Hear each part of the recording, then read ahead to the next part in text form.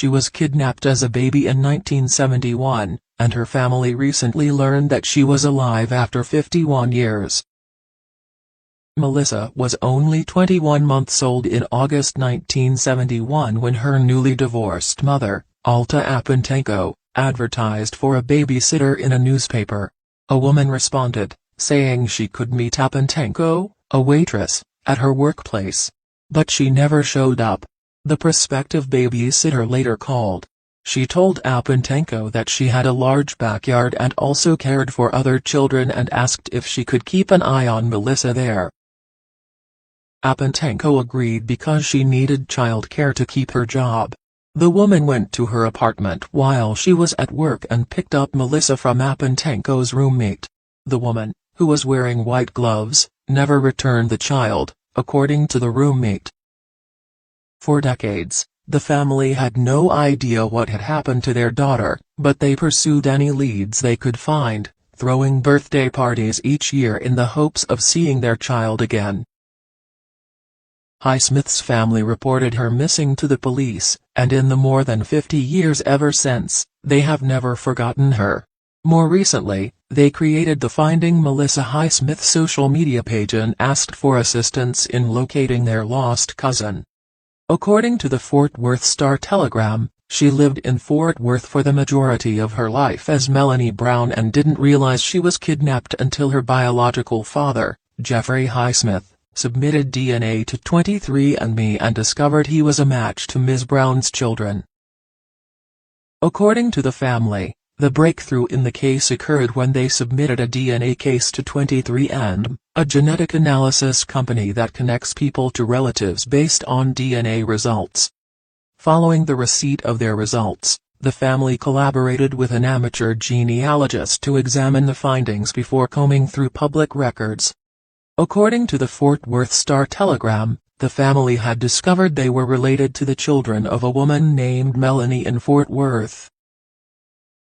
Approximately 1,100 miles from Fort Worth, in September of this year, Highsmith's family members learned that she was in the vicinity of Charleston.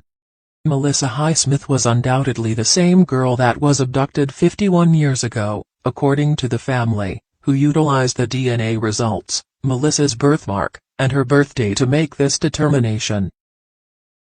Sharon Highsmith, the daughter of Alta Apantenko and Jeffrey Highsmith, posted on a Facebook page for Melissa's search, saying, "We viewed her images, learned about her birthmark, and discovered her birthday is so close to our Melissa. Without a doubt, we knew that this was our girl." On Saturday, Melissa Highsmith celebrated the conclusion of the family's search by seeing her parents for the very first time in more than 50 years. "We have attempted to do our own independent private family investigations as well as collaborate with police enforcement. My parents have been following leads for years, hiring their own labs and detectives. But these DNA tests, which are open to everyone, helped us locate our missing loved one," in a statement, Sharon Highsmith said. "It's fantastic and overwhelming to me." In a statement to a news channel, the Fort Worth Police Department said it was completely overjoyed to hear the news. It stated that an official DNA test would be performed to confirm Melissa Highsmith's identity and that it would be working with the family to investigate her disappearance.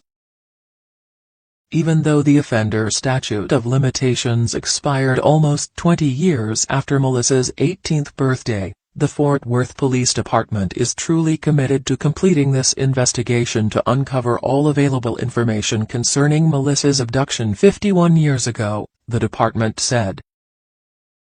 Sharon Highsmith, who lives in Spain and intends to spend Christmas with Melissa, mentioned in the family's statement how her relatives had sought help from law police. The 23andMe test was a part of their personal quest for Melissa, but it was their own efforts that were successful. Melissa's sister, Victoria Garner, reportedly wrote on her social media, "I couldn't stop crying. I'm still trying to understand that my sister is standing right in front of me and that we found her because I was so ecstatic to have found her." At a celebration that took place at the family's church in Fort Worth, Melissa was reunited with her family and her siblings, according to a report in The Guardian.